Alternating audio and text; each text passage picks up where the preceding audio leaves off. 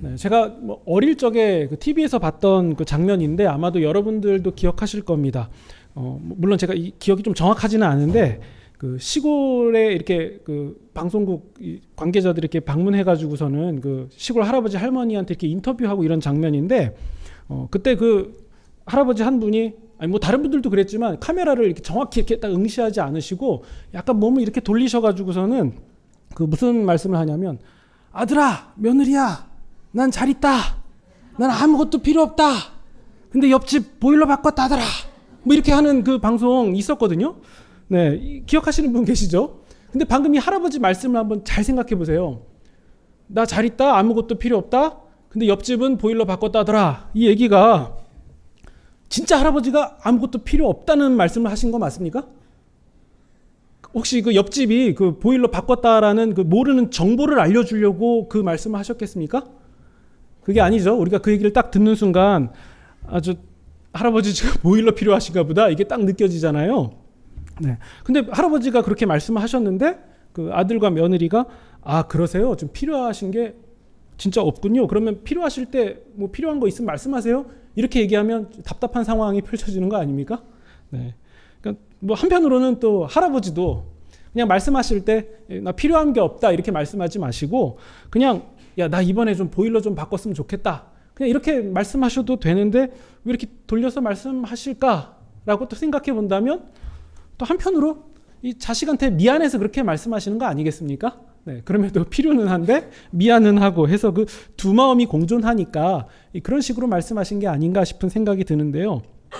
네, 오늘 본문에서도 그런 부분을 저는 좀 느낍니다. 우리가 지난 두 주에 걸쳐서 이 고린도후서 그 8장 우리 연보에 관한 주제로 함께 우리가 두 주간 함께 나누었었는데요. 우리가 오늘 9장에서도 연보 이야기가 이어서 나옵니다. 제가 지난주에 말씀드렸듯이 아무래도 이 성도님들과 함께 대화하는 주제 중에 헌금은 좀 조심스러울 수밖에 없는데요. 오늘 9장에서도 또 헌금 얘기가 나오니까 헌금에 관한 얘기를 이어서 나눌 수밖에 없습니다. 그런데 오늘 우리 그 함께 읽은 본문을 가만히 보시면 평소에 좀 많이 접했던 말씀이 나오지 않습니까? 특히 6절 보시면 이것이 곧 적게 심는 자는 적게 거두고 많이 심는 자는 많이 거둔다 하는 말이로다.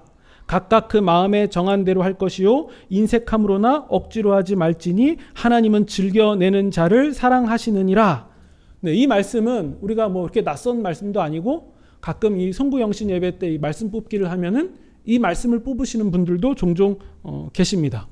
그런데 지금 우리가 읽은 이 6절 7절 말씀을 가만히 보면 그 시골 할아버지가 나는 필요한 게 없다라고 이렇게 말씀하는 것과 같은 그런 말씀처럼 보이지 않습니까?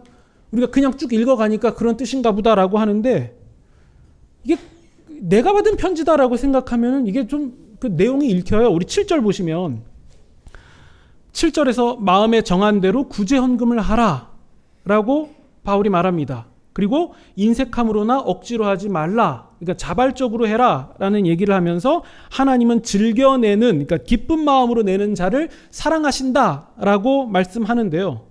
이 7절이 어려운 분은 없을 거예요. 7절 읽으면서 다 이해가 되실 거예요. 근데 문제는 이 7절을 말하기 전에 6절 말씀을 먼저 했다는 거예요. 6절 보세요. 이것이 곧 적게 심는 자는 적게 거두고 많이 심는 자는 많이 거둔다 하는 말이로다. 그러면 지금 바울 사도는 7절에서는 정한 대로 구제헌금을 해라. 마음으로 정한 대로 해라. 하나님은 즐겨내는 자를 사랑하신다라고 말씀했으면서 그 앞에서는 많이 심는 자는 많이 거둔다라고 얘기했다는 것은 이거 마음에 정한 대로 하라라는 얘기입니까? 아니면 많이 내라는 말입니까? 읽히지 않습니까? 많이 내라라는 말씀 아닙니까? 적게 심는 자는 적게 거두고 많이 심는 자는 많이 거둔다. 제가 이렇게 말씀을 드리면 여러분 제가 하고 싶은 말은 뭡니까? 적게 심으라는 말씀입니까? 많이 심으라는 말씀인 거잖아요. 그리고 나서 그 다음 절에 나는 필요한 게 없다 뭐 이렇게 말하듯이 마음에 정한 대로 하세요 이렇게 얘기를 하면 이걸 곱씹어서 읽으면 읽을수록 이거 누가 봐도 많이 내라는 얘기인데 이렇게밖에 보일 수가 없습니다. 네. 그러면 바울 사도는 지금 뭘 말하고 싶은 걸까요? 우리가 자원함으로 기쁜 마음으로 구제헌금하자 이걸까요? 아니면 많이 내십시오 이겁니까? 애매합니까? 네.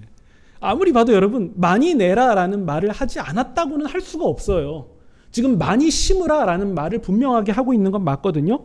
일단 제가 고린도후서의 맥락을 여러분 다시 한번 생각나실 수 있도록 말씀을 드려보자면, 일단 고린도 교회 안에 그 바울에 대한 사도권을 인정하지 않는 혹은 공격하는 부류가 혹은 움직임이 있었잖아요. 그래서 바울이 이것을 해결하기 위해서 디도 편에 눈물의 편지를 보냅니다. 그러면서 그 편지가 계기가 되어서 이 상당 부분 그 바울의 사도권 혹은 리더십에 관한 문제가 해결된 부분이 있었어요.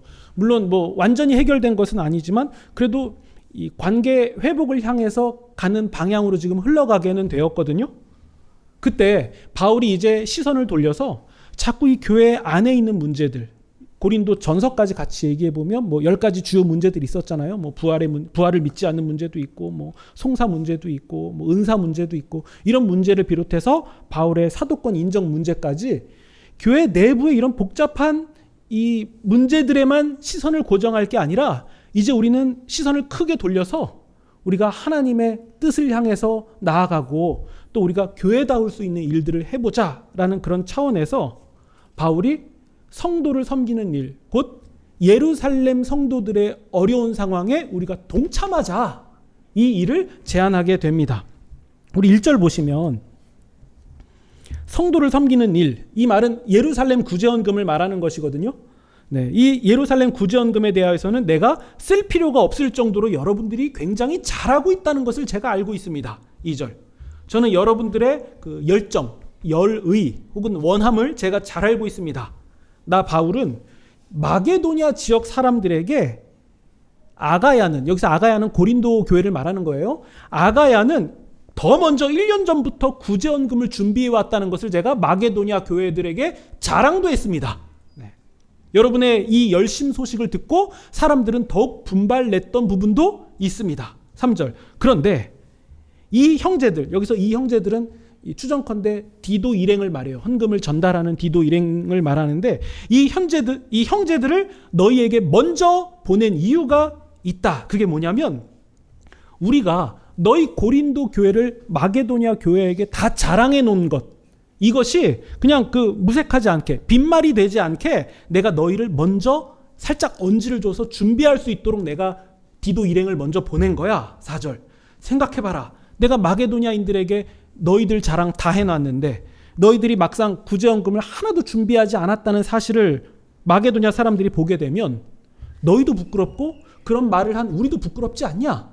이게 4절까지의 내용이에요. 5절. 그래서 내가 디도 일행을 형제들을 너희에게 먼저 보내서 구제헌금을 미리 준비할 수 있도록 내가 알려준 거야. 이렇게 해야 우리가 마지못해서 연보를 하는 것이 아니라 자원하는 마음으로 기쁘게 연보를 준비할 수 있는 거 아니겠냐. 이 얘기가 5절까지의 말씀이거든요. 그리고 나서 바울이 하는 말씀이 뭐냐면 6절. 적게 심으면 적게, 많이 심는 자는 많이 거둔다. 7절. 마음에 정한 대로 해라. 인색함이나 억지로 하지 말고 하나님은 즐겨내는 자를 사랑하신다. 이 맥락으로 지금 말씀을 이어갔던 거거든요. 그러면 여러분 이 맥락에서 볼 때에도 지금 바울 사도는 이 구제헌금을 미리 준비하되, 내가 미리 언지를 준 것처럼 미리 준비하되 적당히 조금만 해도 괜찮습니다, 이렇게 말씀하고 있는 겁니까? 아니면 많이 내라고 말씀하고 있는 겁니까? 이건 많이 내라고 말씀하고 있는 게 분명해요. 무게는 많이 심는 자가 많이 거둔다에 있지 않습니까? 내가 자랑했고 너희들 헌금 준비했다고 다른 교회에 자랑까지도 했고 미리 언지도 줬고 준비도 시켰고 많이 심으면 많이 거둔다. 이건 누가 봐도 헌금 많이 하라 라는 얘기인 거죠. 그렇죠? 그러니까 제가 좀 그게 아닌 것 같은데 라고 생각을 해도 일단 이 표면상 이 말씀에서 보이는 부분은 분명히 많이 하라라는 얘기예요. 그러면 우리가 많이 하라라는 거 그거 자체로 뭐 좋고 나쁘고 판단하기 이전에 우리의 마음이 조금 불편하거나 좀 위화감이 드는 부분이 있는데, 그건 무엇이냐면 바울 사도가 헌금을 많이 하라라는 말을 한 게 이게 멋지지가 않기 때문이에요. 아, 그래도 어떻게 저렇게 많이 하라고 많이 심으라고 저런 말을 할 수 있을까? 그냥 좀 멋있게 교양 있게 여러분 열심히 뭐 마음껏 최선을 다해서 한번 해보십시오, 이렇게 말씀해도 될 텐데 왜 많이 심으라는 말을 했을까? 이게 불편한데요. 우리 앞장의 8장을 보시면 하나님께서는 없는 것을 받는 분이 아니라고 말씀한 부분이 있었죠. 그리고 하나님은 있는 대로 받으시는 분이다. 그리고 헌금의 정신이 균등이다. 이런 헌금에 담겨 있는 훌륭한 내용들을 다 좋게 설명했습니다. 그런데 9장에 와서 많이 심을 것을 말씀하고 있는 사도 바울을 보면 앞에서 말한 하나님은 있는 대로 받으신다라는 말씀, 이런 말씀은 왜 한 건가 싶은 생각이 듭니다. 그리고 또 하나 이상한 점은 무엇이냐면 어쨌든 바울 사도는 당시 이 고린도 교회로부터 이 사도권에 대한 공격을 받고 있었던 상황이었잖아요. 그리고 이것을 눈물의 편지를 써서 잘 조율해서 어쨌든 회복으로 간신히 방향이 지금 돌아간 상황이잖아요. 그러면 이런 상황 가운데서 바울 사도는 정신을 똑바로 차리고 헌금 얘기는 나중에 했어야 돼요. 그리고 하더라도 많이 내라, 많이 심으라 이런 얘기는 해봐야 다시 역공격을 당할 만한 빌미가 될 뿐 아닙니까? 그러니까 바울 사도가 자기의 상황이나 이런 체면이나 위치 이런 것들을 좀 생각해 보면은 굳이 하지 않아도 될 말을 지금 하고 있는 게 아닌가라는 좀 이상한 부분이 느껴집니다. 게다가 그냥 간략하게 언급하는 정도도 아니라 이 고린도 후서의 8장과 9장, 그러니까 이 두 장에 걸쳐서 이 두 장을 할애해서 말할 만큼 예민한 헌금 문제를 지금 길게 말하고 있는 거예요. 그럼 이건 누가 봐도 다시 이 오해를 충분히 살 수 있을 만한 그런 상황인 거죠. 바울에게 지금 득이 될 만한 얘기를 하고 있는 게 아니에요. 그러면 여러분, 바울 사도는 이게 계산이 안 됐을까요? 사실 당한 사람은 당사자 바울 사도 자신이잖아요. 그러니까 이게 계산이 안 됐겠습니까?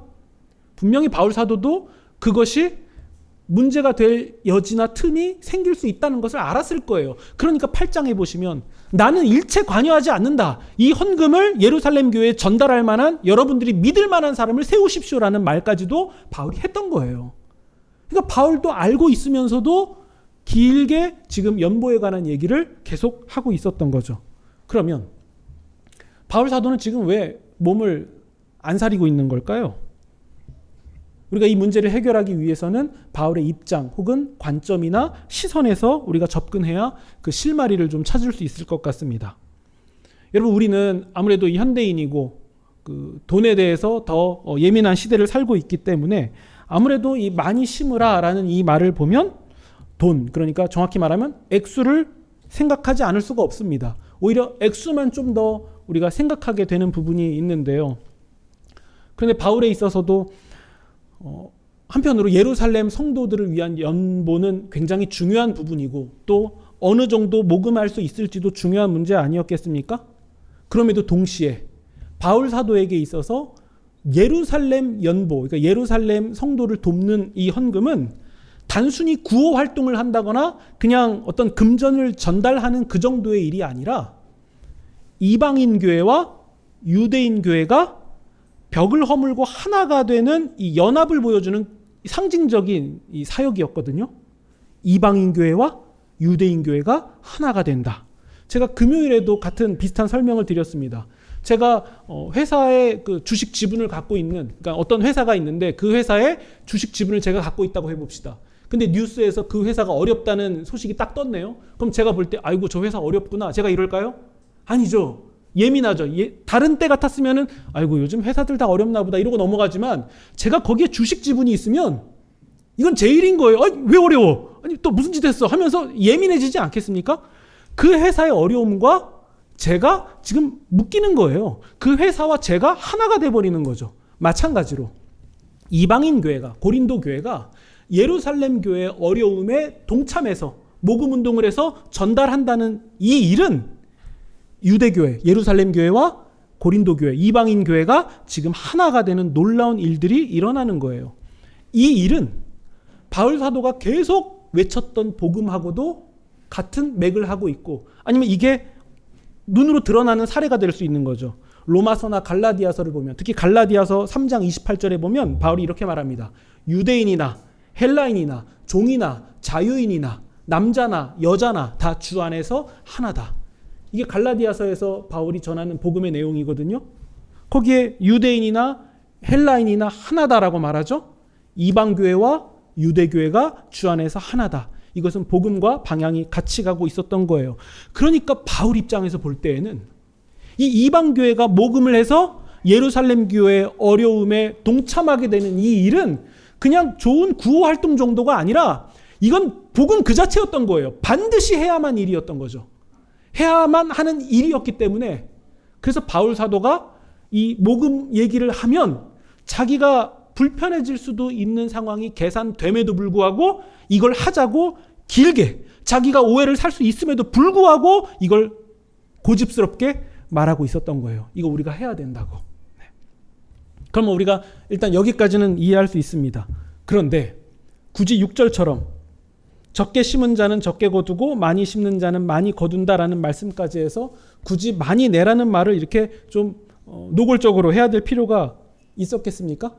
우리가 이 6절을 딱 떼서 이것만 잘라서 보면은 헌금 많이 하면 하나님이 많이 갚아주신다는 마치 투자 개념으로 읽기에 딱 좋습니다. 그리고 이렇게 오용하는 사람들도 굉장히 많아요. 이거 봐라. 그러니까 많이 헌금하면 하나님이 많이 다 채워줄 거다. 그러니까 많이 헌금해라 라고 이 맥락을 다 잘라버리고 이렇게 잘못 말씀하는 경우도 있습니다. 하지만 여러분 헌금이 우리가 지금까지 나눴던 헌금이 그런 겁니까? 하나님께 많이 돈을 놓으면 돈을 먹는 돈 놓고 돈 먹기 같은 그런 개념입니까? 우린 그게 아니라는 것을 알고 있죠. 그럼에도 아무리 봐도 바울의 주장은 두 가지예요. 하나, 자발적으로 할 수 있는 대로 해라. 둘, 많이, 그러니까 정확히 말하면 후하게 해라. 이 두 가지를 계속 말하고 있습니다. 그러면 어쨌든 바울이 많이 하라라는 것을 말하고 있는 건 확실하니까 그러면 바울은 무엇을 거두기 위해서 많이 하라라고 말하는 걸까? 정말 돈 놓고 돈 먹는 그 얘기하고 있는 걸까? 투자 얘기하는 걸까? 라고 했을 때에 여러분 그 답이 8절에 나옵니다. 8절 보시면 하나님이 모든 은혜를 넘치게 하십니다 라고 말하는데 여러분 이 은혜가 무엇입니까? 돈입니까? 아니죠. 8절 뒤를 잘 읽어보시면 정확히 나옵니다. 모든 착한 일을 넘치게 하기 위한 넉넉함이에요. 단순 돈이 아니라 착한 일을 계속 꾸준히 이어서 할 수 있도록 넘치게 할 수 있도록 하나님이 주시는 넉넉함이 하나님의 은혜라는 거예요. 그럼 목적은 어디에 있습니까? 돈 받는 것에 있습니까? 넉넉하게 뭘 얻는 것에 있습니까? 그게 아니죠. 착한 일에 지금 중점이 있는 거예요. 그러니까 이 선한 일을 위해서 모금을 하는 자들에게 선한 일을 더 많이 할 수 있도록 하나님이 넉넉함으로 주신다는 얘기예요. 목적은 어디에 있습니까? 착한 일에 있는 거죠. 그리고 10절 보시면요. 10절에서 소개하는 하나님은 어떤 분입니까?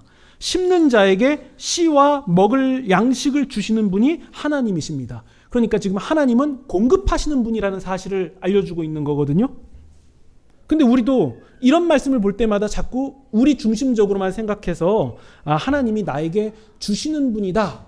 이렇게 결론을 내릴 때가 있는데요. 그게 아닙니다.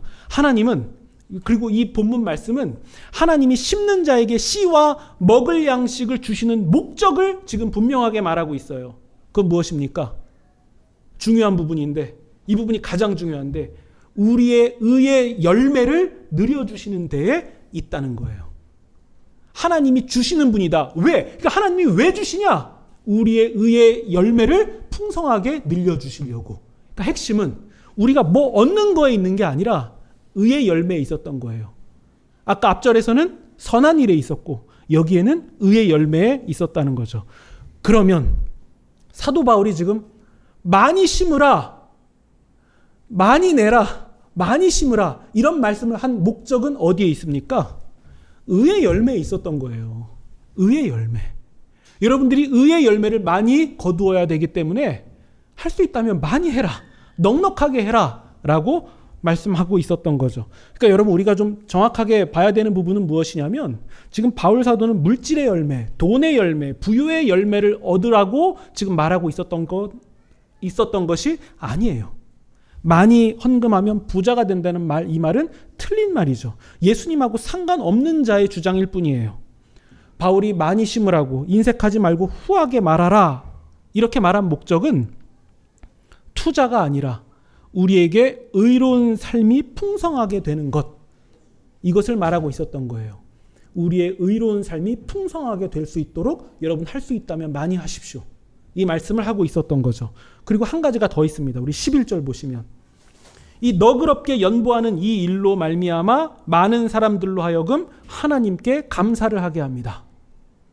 그러니까 지금 예루살렘 교회가 그 헌금을 받아 들었을 때 우리의 어려움보다 더 많은 액수가 와서 우리가 이 어려움을 벗어날 수 있게 되었다면 이들이 누구에게 감사를 돌리겠습니까? 물론 처음에는 이방교회에게 감사하겠죠. 하지만 더 크게 생각해 보면 그 이방교회와 우리가 하나가 되게 하신 이 일에 대하여 하나님께 감사하게 되는 거 아닙니까? 그렇기 때문에 예수님이 너희는 세상의 소금이고 빛이다라고 말씀하신 후에 이어서 하신 말씀, 너희의 착한 행실로 말미암아 사람들이 하나님께 영광 돌리게 하라라는 이 말씀이 이때 또 한 번 성취가 되는 것이죠. 그러니까 바울 사도의 말을 정리해 보면 많이 심는 자들은 하나님의 은혜를 경험하게 됩니다. 그 은혜는 단순 돈이 아니라 선한 일을 계속할 수 있는 풍성함을 말하는 거죠. 그래서 결국 의의 열매, 곧 의로운 삶으로 풍성한 열매를 많이 거두게 될 것이고, 그래서 많은 사람들이 하나님께 감사를 드리게 될 것이다. 바울은 이 지점을 보면서 성도들에게 많이 심으라 라고 말하고 있었던 거예요. 그러니까 여러분, 저는 이 본문을 보면서 두 가지의 구도가 보입니다. 일단 어려운 가운데서도 힘이 닿는 대로 헌금을 해야 되는 성도들을 바라볼 때 바울 사도는 이렇게 말할 수밖에 없었겠죠. 없는 가운데서 하지 말고 있는 대로 하라. 그리고 억지로 하지 말고 마음에 정한 대로 해라. 그러면서도 동시에 하나님께서 우리에게 선한 일을 계속 할 수 있도록 의의 열매로 풍성하게 해주실 것을 바울이 바라보면 또 성도님들에게 뭐라고 말하게 되겠습니까? 여러분, 많이 심으십시오. 그래도 어려운 거 알지만 많이 심으십시오. 이렇게 말씀할 수밖에 없는 거 아닙니까? 성도들의 삶을 보면 있는 대로 하십시오. 하나님이 그 상황을 다 아십니다. 그럼에도 하나님이 주실 의의 열매를 바라보면 여러분, 그럼에도 우리 더 많이 심으십시다. 우리 현실만 바라보지 말고 많이 심으십시다. 자기가 오해 살 수 있는 말임에도 불구하고 바울은 그렇게 이 두 가지를 말할 수밖에 없었던 거죠. 분명 바울 사도도 고린도 교인들에게 이 말을 하면서 이 두 말 사이에 있는 긴장감을 자신도 느끼고 있었을지 모릅니다. 그러니까 본문은 여러분, 상황이 안 되더라도 무조건 많이 해라, 단순히 이렇게 말씀하고 있는 게 아니죠. 하나님의 은혜를 신뢰한다면, 하나님이 우리에게 무엇을 부어주실지를 우리가 알고 있다면 우리가 후하게 베풀기를 두려워하지 말자. 이 말을 바울 사도는 성도들에게 하고 있었던 거죠. 여러분, 이 내용을 여러분들에게 어떻게 이미지로 쉽게 전달할 수 있을까 좀 고민을 해봤는데요. 여러분, 극심한 가뭄 가운데서 이제 농부에게 남은 것은 종자씨밖에 없다고 한번 해봅시다. 그러면 당장 이 종자씨를 가지고서는 밥을 지어 먹으면 뭔가 이렇게 해 먹을 수 있다면 당장은 배부를 수 있을 거예요. 하지만 이걸 먹지 않고 배고픈 상황을 조금 참고 견뎌내 본다면, 물론 당장은 손해를 보는 것 같지만 그 종자씨를 가지고 반드시 결실을 맺게 되는 거 아니겠습니까? 이때 그 상황을 옆에서 보고 있던 농부를 아끼는 자는 야, 그거라도 그냥 먹자. 우리 너무 힘들지 않냐? 지금 죽을 것 같지 않냐? 이런 말이 왜 안 나오겠습니까? 농부를 사랑하는 사람 옆에 서 있는 사람이 볼 때 우리 이거라도 먹자라고 말이 그냥 나올 수 있을 것 같습니다.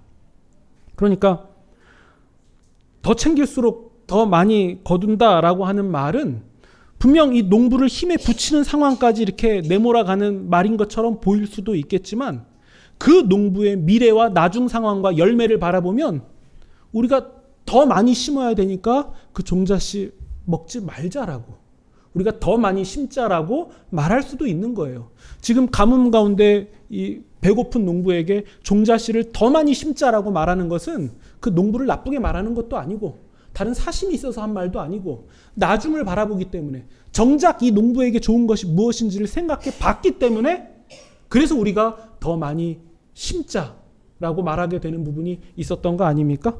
그러니까 사도 바울도 마찬가지입니다.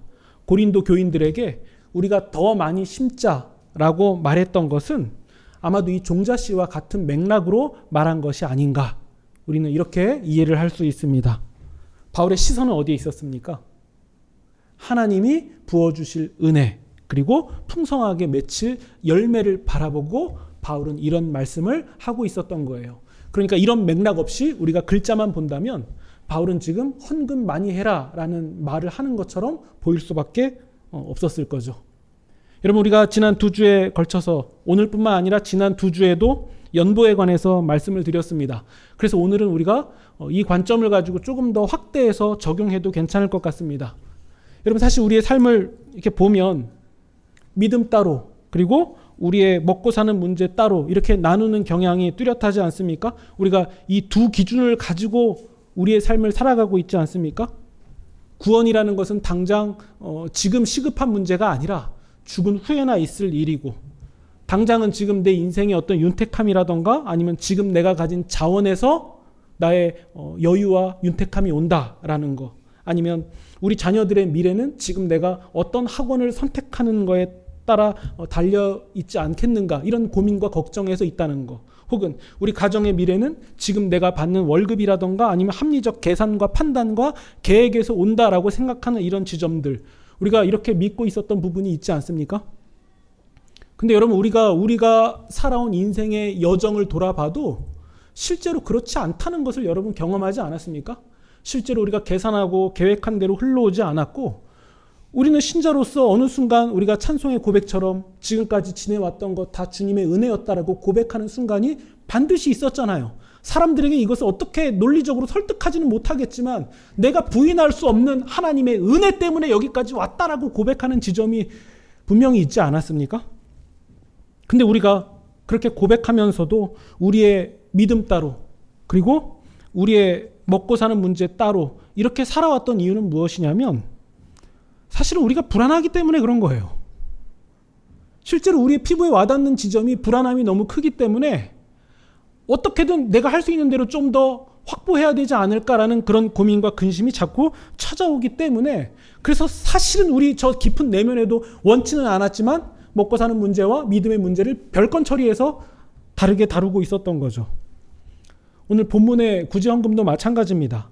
만약 하나님을 딱 제외해 놓고 우리가 남을 돕는 문제다, 이건 예루살렘 교회 도와주는 그냥 긍휼 차원의 문제다, 이렇게 접근하게 된다면 구제헌금을 하는 것, 그리고 많이 심는 것은 이건 반드시 손해예요. 이것을 이익이라고 말하면 계산 못하는 사람이에요. 반드시 손해입니다. 우리 주머니에서 2만 원을 빼면 2만 원이 나간 거지 1만 원이 나간 게 아니에요. 분명히 2만 원을 뺀 거죠. 그러니까 많이 심으면 이게 이득이다라고 말하는 것은 잘못된 거예요. 그럼에도 불구하고 바울 사도가 우리 좀 할 수 있는 대로, 아니 그것을 지나서 우리 좀 더 많이 심어보자라고 말할 수 있었던 것은 한 가지 이유밖에 없습니다. 우리 삶의 의의 열매를 풍성하게 하실 하나님을 바라보았기 때문이에요. 그래서 세상의 관점으로 볼 때에는 계산 안 나오고 답도 안 나오고 바보 같은 얘기를 하고 있는 거죠. 내가 더 챙겨야 이득이고 승리라고 말하는 세상 가운데서 많이 심자라고 말할 수 있는 이유는 하나예요. 우리에게 의의 열매를 부어주실 하나님을 바라보았기 때문이다. 그것만이 우리 주님 앞에서 영원한 것 아니겠습니까? 여러분, 우리도 마찬가지죠. 우리가 예수님께서 하나님의 아들이시오 그리스도이심을 믿고 우리가 그 이름을 힘입어서 생명, 곧 영원한 생명에 이르렀다라는 사실이 진정 우리의 신앙 고백이라면 우리는 어디를 바라봐야 되겠습니까? 우리의 시선은 지금 어디에 있는 것이 맞습니까?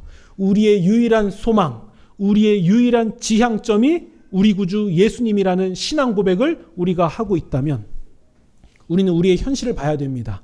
우리가 현실에 너무 과몰입하고 있었던 것은 아닌지, 혹은 현실 과잉 상태는 아니었는지. 그래서 그런 나 자신과 우리 교회를 향해서 우리는 분명하게 말할 수 있습니다. 주님을 향하여서 더 많이 심자고. 이건 단순 헌금 얘기뿐만 이게 국한해서 말씀드리는 게 아니라 우리의 모든 것, 우리의 시간과 물질과 재능과 우리의 생각과 마음까지도 주님을 향해서 많이 심자라고 저는 당당하게 말씀드릴 수 있을 것 같은 게 아니라 있습니다. 제가 여러분의 인간적인 면을 보고서는 말씀드린다면 지난주와 같이 헌금 많이 하지 말라라고 말씀도 드릴 수 있을 것 같은데 그것도 맞는 말이에요. 근데 또 한편으로는 여러분 지금 헌금 말씀드리는 게 아니라 우리 주님을 향해서 우리 자신을 주님께 많이 심으십시다. 이것만큼은 내 영역이니까 주님 침범하지 마세요라고 나도 모르게 말하고 있었던 부분이 무엇인지를 분명하게 파악하고 이것마저도 주님의 것입니다라고 고백하면서 결국에는 우리 자신을 주님께 완전히 심어버리는 그런 놀라운 은혜가 여러분들 가운데 넘치시기를 소망합니다. 여러분, 우리가 이 세상 살면서 무엇을 바라겠습니까? 정작 우리의 소망은 무엇이겠습니까? 자꾸 연약하고 아둔한 우리가 계속 드러나기 때문에 자꾸 우리가 더 움켜질 것에 아쉬워하는 마음이 생기는 것은 확실하지만, 그럼에도 우리는 그런 자아를 걷어내보고 싶은 사람들 아닙니까? 우리가 예수님을 믿는다는 것은 모든 기준을 다시 주님께로 재조정한다는 의미가 되는 거 아니겠습니까? 물론 이 말씀은 지금 살고 있는 일상을 느슨하게 살라는 말씀이 아니에요. 우리가 더 열심히 사는 이유가 분명해지는 거예요. 주님께 더 많이 심기 위함이죠. 정말 모든 것이 주님의 것이라고 고백하기 위함이죠. 우리가 찬양의 고백으로 늘 하잖아요. 나의 생명을 드린다. 근데 정작 우리는 고백을 그렇게 하면서 실상은 우리 주머니에 있는 작은 것 하나도 주님께 못 드리는 사람이라는 이 괴리감이 우리 가운데 있지 않습니까? 네. 내가 정말 원하는 나의 모습은 정말 내 존재 모든 것을 주님께 드리는 것이고, 우리는 주님께 드릴 때 더 많은 의의 열매를 얻는다. 곧 이것마저도 우리가 자꾸 물질로 생각하는 내가 싫고, 주님이 주시는 의의 열매는 영원한 생명을 향하여 가는 우리의 모든 것입니다. 영원한 생명을 향한 결과 같은 것, 그것이 우리가 바라는 것이고, 정작 우리가 바라는 것이고, 주님께서 우리에게 주시는 선물이라는 거죠. 그러니까 여러분, 우리가 거짓말로 이득을 취할 수 있는 이 세상에서 우리가 정직을 선택하는 것, 그리고 남을 조롱하고 멸시하는 것이 재미이고 이득이라고 말하는 이 세상 가운데서 사람은 하나님의 모양이고 형상이라고 말하는 것, 또 내가 받아야 이익인 세상에서 주는 것이 받는 것보다 더욱 복이 있다라고 고백하는 이런 말들이 우리의 고백이 되시면 좋겠고, 우리가 시간의 주인도 주님이시기 때문에 내가 주님께 예배 드리는 것 포기하지 않겠다라는 결단도 주님께 드리시면 좋겠고, 이 모든 것이 억지로만 하는 것이 아니라 확신 가운데서 기뻐서 할 수 있는 고백이 되시면 좋겠습니다. 여러분, 우리의 자녀의 미래를 하나님께 손에 맡기는 것, 그리고 우리 가정의 경제 계획에 하나님의 뜻을 먼저 물어보는 것, 그리고 합리적 계산과 판단 이런 것보다도 말씀의 가치를 앞세우는 것, 이 모든 것들은 종교 활동도 아니고 종교 구호도 아니고 우리의 교양 생활도 아닙니다. 하나님 나라를 향한 종자씨를 우리가 최대한 많이 확보하려고 하는 우리의 세상을 향한 믿음의 저항이라는 사실을 우리가 다시 한번 잘 기억하시면 좋겠고, 우리의 능력, 통장, 미래 그 어느 것 하나도 모두 하나님의 주권과 권세 아래 있다는 사실을 우리가 마음 가운데 다시 깊이 잘 새기시면 좋겠습니다. 그래서 여러분, 이번 한 주 우리가 방향을 다시 잘 재조정하시면서 선한 일을 풍성하게 할 수 있도록 공급하시는 하나님을 바라보며 의의 열매가 맺히는 것에 감사하며 주님께 힘있게 전진하고 도약하시는 그런 저와 여러분이 되시기를 우리 구주 예수님의 이름으로 축원드립니다. 아멘.